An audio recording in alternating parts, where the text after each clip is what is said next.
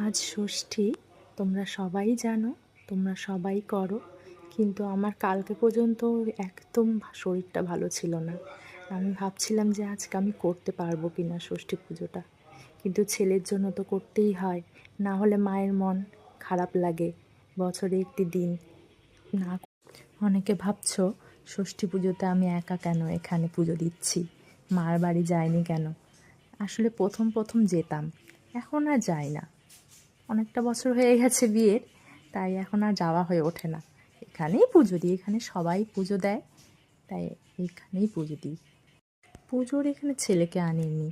আসলে ছেলেকে আনলে না, মানে এমনিও ঠান্ডা, সেরকম কিছু করে না, চুপচাপই থাকে। তবুও মানে ওই আসলে পরে ওই একটু ওকে দেখে শুনে রাখা। ওই পুজোতে থাক, বাড়িতেই থাক, বাড়িতেই আছে ও। আমি এখানে একাই এসেছি, ও বাবার সাথেই এসেছি, ও বাবাই ভিডিও করে দিচ্ছে। আমার ফ্রেন্ড লিস্টে যারা আছো তারা অনেকেই জানো আমি বালুরঘাটে থাকি।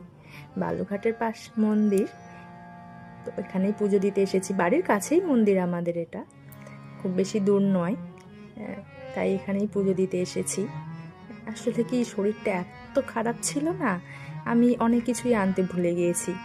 কেচি আনতে ভুলে গিয়েছি সুতো কাটার জন্য, ধূপ জ্বালানোর জন্য দেশলাই আনতে ভুলে গিয়েছি।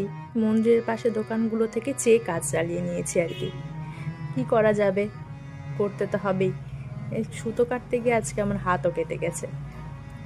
প্রথমে ভেবেছিলাম যে হাত দিয়ে হয়তো কেটে নেওয়া যাবে, ও বাবা যা শক্ত সুতো, কাটাই যাচ্ছিল না। ব্যাকগ্রাউন্ডে হারমোনিয়ামের আওয়াজটা ইগনোর করো বন্ধুরা। ওর বাবা যতক্ষণ বাইরে থাকে ততক্ষণ এগুলো চলেই, হারমোনিয়াম, গিটার, কিবোর্ড এগুলো চলতেই থাকে।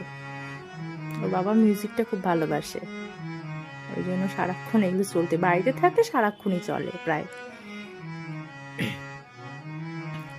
আজ তো অনেকের বাড়িতে অনেক কিছুই রান্না হয়েছে, আমাদের বাড়িতেও হয়েছে, তবে আজ আমি আর আমার শাশুড়ি মা খাবো নিরামিষ, আর আমার ছেলে আর হাজব্যান্ড খাবে হচ্ছে আমিষ। দুটোই হয়েছে। পুরোহিত মশাই ছিলেন, উনি পুজো দিয়ে চলে গিয়েছেন। চলো, ষষ্ঠী পুজো হলো, এবার চলো মার কাছে গিয়ে বসি, মার কাছে একটু প্রে করে নিই।